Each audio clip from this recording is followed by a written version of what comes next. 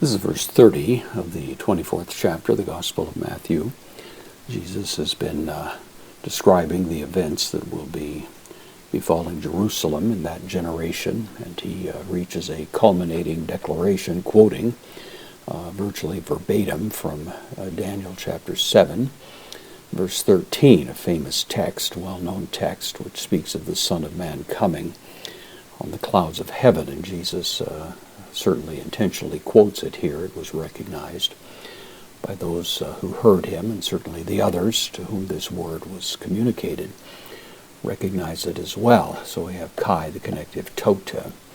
This is inclinable adverb. Then phanesetai. This is from phino. It means to shine.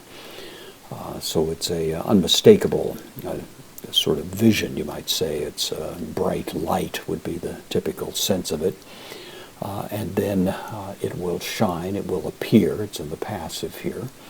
To semeion, the sign, and it's the sign to huiou, of the sun, to anthropou, of man, in orinu, in heaven. In other words, the sign of this package here, the Son of Man in heaven, which is a way of saying the sign that the Son of Man is in heaven ruling. He's in heaven in his status as ruler, and a sign appears which stands for that proposition. So it appears, and he doesn't say exactly what the sign is, but it's a sign that gives irrefutable proof that the Son of Man is ruling. Kai and tota, then kopsontai. This is from kopto. It means to chop.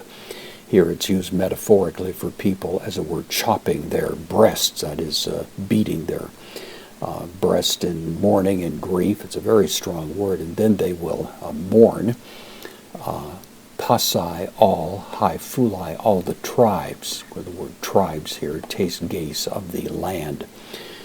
Focusing primarily, of course, on the tribes of Israel, who are chiefly responsible for having executed Christ, and now, in a sense, they see and recognize their crime, and so they're beating their breast in the kind of grief and lament that comes from recognizing their own guilt, be the idea.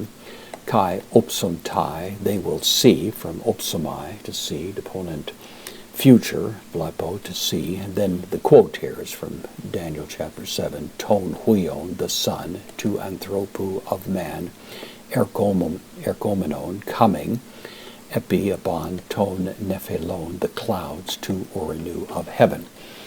Of course, in Daniel 7, it's describing the establishing of the kingdom, not the end of the kingdom, the beginning of the kingdom. Daniel says, then to him was given power and rule over all the nations and tribes and so on. So this is a way of saying this is the beginning of the kingdom. And of course, it's precisely what would happen with the end of Jerusalem. The beginning of the kingdom would be marked as well in history. So he comes, and it's with metad, dunameos, power, kai doxis, and glory, polis, adjective, great glory. So this is really Jesus now declaring that the specific meaning of Daniel 13, which was a famous text, which was being anticipated as the moment when the kingdom would be established, it's going to be taking place in connection with all the events that he has been describing up to this point.